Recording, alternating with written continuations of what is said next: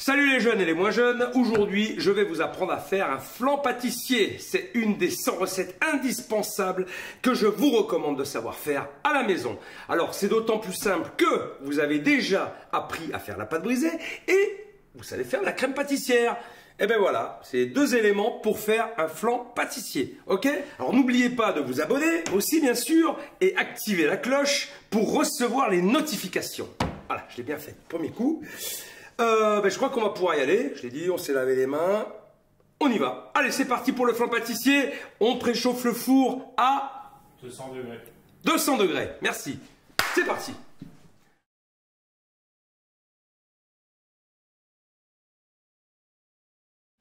La liste des ingrédients est en description de la page. Alors, on va commencer par faire fondre le beurre. Voilà, donc j'ai ma pâte brisée qui est prête. J'ai un petit pâton. Je vais mettre un peu de farine sur ma planche, un peu dessus, et je vais abaisser ma pâte brisée. Alors, délicatement, bien sûr, pas l'écraser d'entrée, il faut vraiment l'aplatir de manière régulière et progressive. Voilà, comme ça, faire un joli rond. Je regarde par rapport à mon cercle, si ça correspond, si j'ai assez de pâte. Là, je vais l'enrouler autour du rouleau pour la déplacer, vous voyez, comme ça, vous ne l'abîmez pas. Et je prends une plaque. Alors c'est une plaque que je retourne parce que j'ai pas de plaque pâtissière pour la cuisson. Donc je prends ma plaque que j'ai au four et puis je la retourne. Voilà, tout simplement. Là je vais beurrer le fond du cercle sur le papier sulfu et les bords du cercle. Et je vais y mettre un petit peu de sucre. Vous allez voir, voilà, un petit peu de sucre sur les bords et au fond du fond de tarte. Voilà. Un petit peu comme ça, voilà. Hop, hop, hop, hop, hop. Tac. Et je le fais glisser sur le papier sulfu, pareil, voilà, pour qu'il y en ait partout, pour que ça accroche sur le beurre. Voilà. Et là, je remets ma pâte par-dessus. On la centre bien comme il faut. Voilà, la pâte, il faut qu'elle soit bien souple. Hein. Vous avez vu, c'est important, il faut bien la réussir. Alors là, c'est pareil, c'est un fonçage rapide que je fais, hein, et simple, en tout cas. Voilà. J'enlève l'excédent de pâte avec le rouleau et je vais façonner avec le morceau de pâte qui me reste. Justement, je vais pas aller dans les coins. Ouais, c'est un petit truc pour bien faire des angles bien droits. Et je pousse avec ma pâte qui me reste.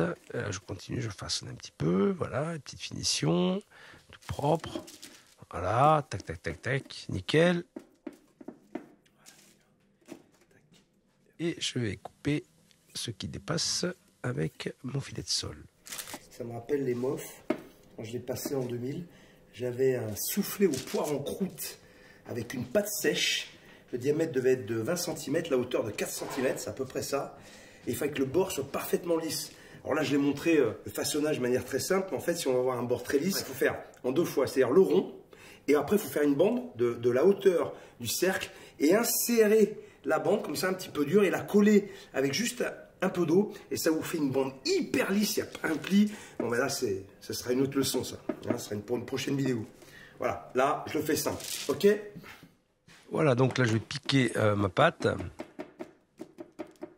Voilà, pour la laisser respirer un petit peu. J'ajoute ma pâtissière. Alors, il ne faut pas qu'elle soit trop froide non plus. Hein. Et si vous l'avez laissée au frigo trop longtemps, ben, remettez un petit coup de fouet pour la détendre un peu.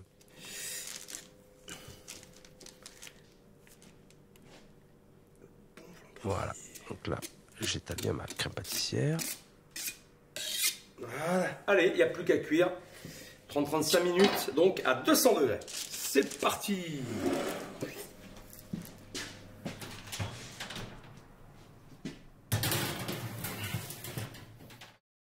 Voilà, le flan pâtissier est cuit, donc 35 minutes à 200 degrés. Je l'ai laissé reposer un petit peu. Je vais le démouler. Hop. Et voilà. Alors, tout à l'heure, vous avez vu, j'ai beurré mon moule avec un peu de sucre. C'est pour ramener un peu de caramélisation à la pâte. Voilà, c'est une petite astuce que je vous donne comme ça. C'est pour moi, ça me fait plaisir. Voilà, il n'y a plus qu'à déguster. Il faut le laisser refroidir quand même un petit peu. Moi, j'aime bien le manger tiède. Franchement, ça passe très très bien. J'espère que cette recette vous a plu. Si vous avez rencontré quelques problèmes, n'hésitez pas à faire vos commentaires ici. Okay. Pour le matériel, bon, c'est toujours pareil, hein, c'est sur mon site, il y a tout ce qu'il faut. Et puis n'hésitez pas à consulter le programme Mentor, ça vous permettra encore d'évoluer et puis de vous perfectionner, je l'espère en tout cas.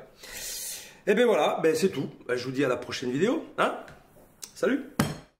Pour vous équiper avec du matériel de qualité, tout ce que j'utilise est disponible sur ma boutique en ligne. Pour ne louper aucune vidéo et devenir de vrais chefs, abonnez-vous en cliquant sur ma tête. Et pour ceux qui ont loupé ma dernière vidéo, c'est juste là.